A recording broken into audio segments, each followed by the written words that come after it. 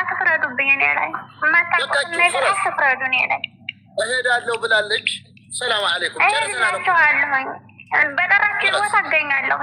ለእኛ ብለሽ አይደለም የምትሄጂው። ምች ልጅ እኔ ልጅን እኮ አልክልሽም። ለእኛ ብለሽ አይደለም እኮ ለራሳችሁ እሄዳለሁ እኮ ነው ያልኩት። ባዘጋችሁ ቦታ እሄዳለሁ ነው ያልኩት።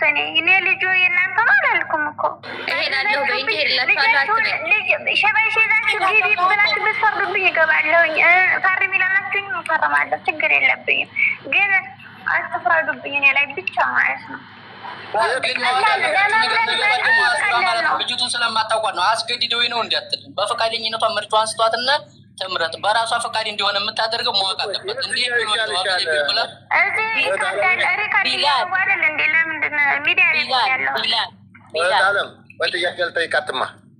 የትኛው ይሻልሻል? ይዘሽ መግባት ይሻልሻል ወይስ ቢላል ይዞ እንዲገባ ትፈርሚያለሽ? የትኛው ነው የምመርጭው? አንቺ ሪካርድ አድርጉ። ሪካርድ አድርጎ ያዘው ሪካርድ አድርጉ። እስካሁን ሪካርድ ካላደረጋችሁ ሪካርድ አድርጉ። እፈርምለታለሁ። ወጥቼ ይዞ ይገባል። እናትነቱን አልፈልግም ብላ ትፈርምለታለች። በቃ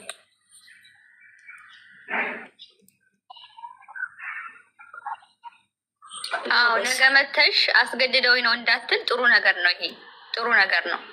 እቺ ልጅ ሁለት ምርጫ ቀርቦላታል። ልጇን ይዛ አገር እንድትገባና ኢትዮጵያ ውስጥ እንድታሳክም አንደኛው። ሁለተኛው ነገር ደግሞ አይ ይሄን አልፈልግም ኢትዮጵያ ኤምባሲ ሄጄ አባት ይዞት እንዲሄድ እፈርማለሁ። ቆይ እሱ ኤምባሲ ሲሄዱ ራሱ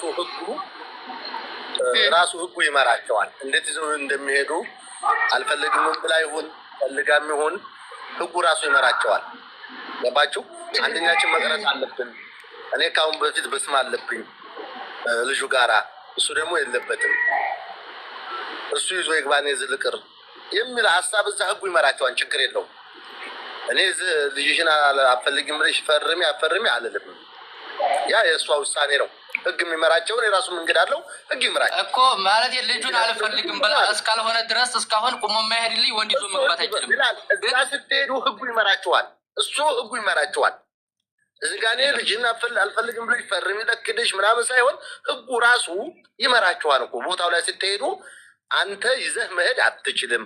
ለምሳሌ ወንድ ልጅ ከ4 ዓመት በታች የሆነ ህፃን ልጅ ይዞ አይሄድም ህጉ። እኔ እስከማውቀው ድረስ አሁን ተቀይሮ ከሆነ አላውቅም። ገባ አይደለም?